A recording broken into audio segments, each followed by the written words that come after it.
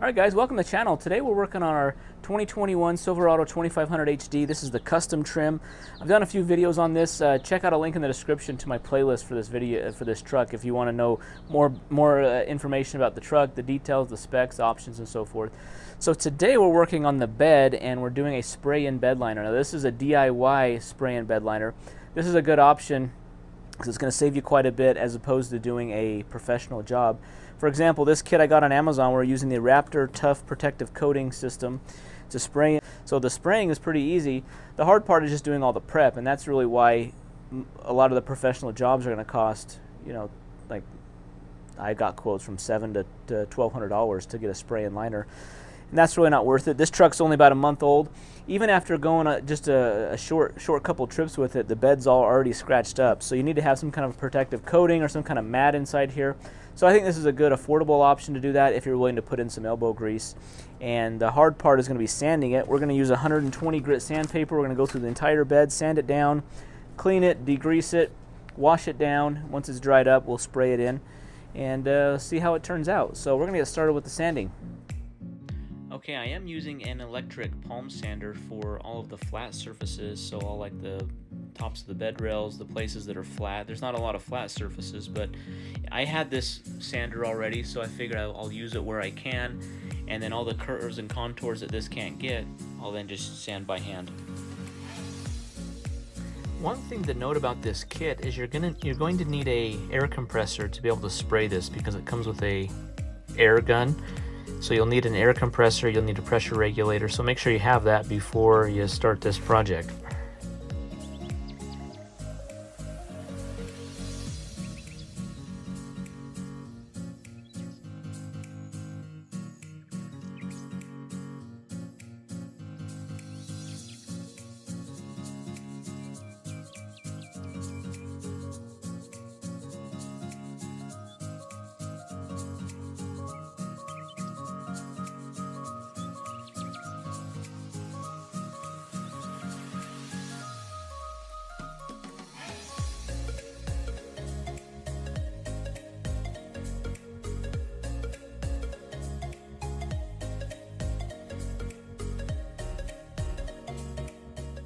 Okay, still continuing the sanding.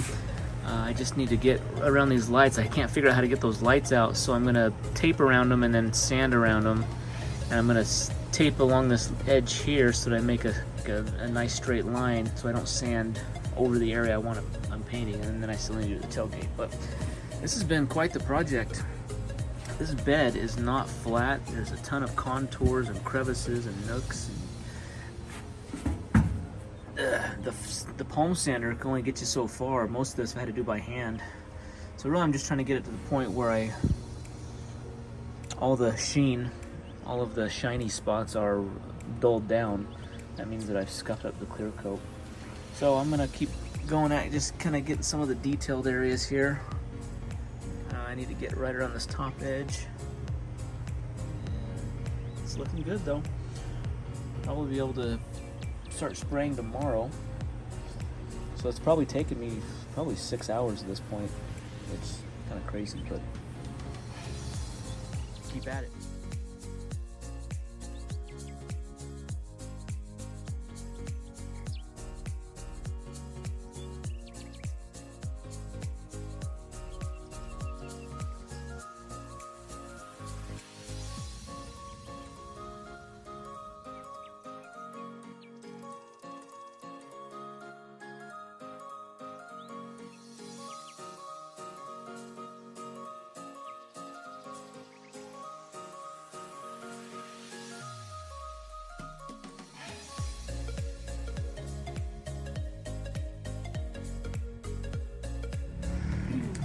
Okay, we got our masking all done.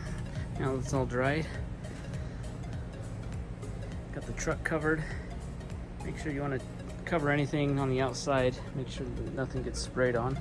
Now I'm going to wipe down with alcohol just to kind of prep the surface, and we'll be able to start shooting the liner on.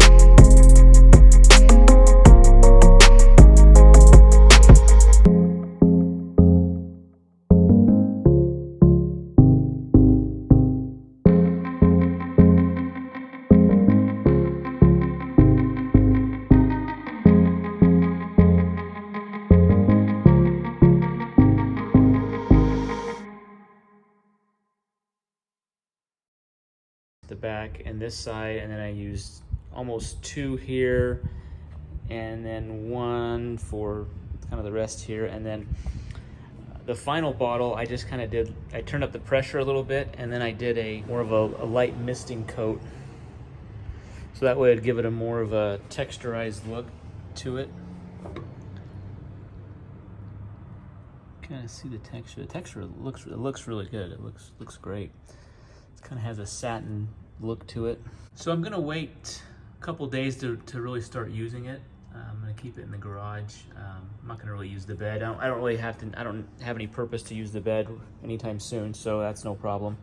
So it says to wait 3 days for light use, 7 days for heavy use.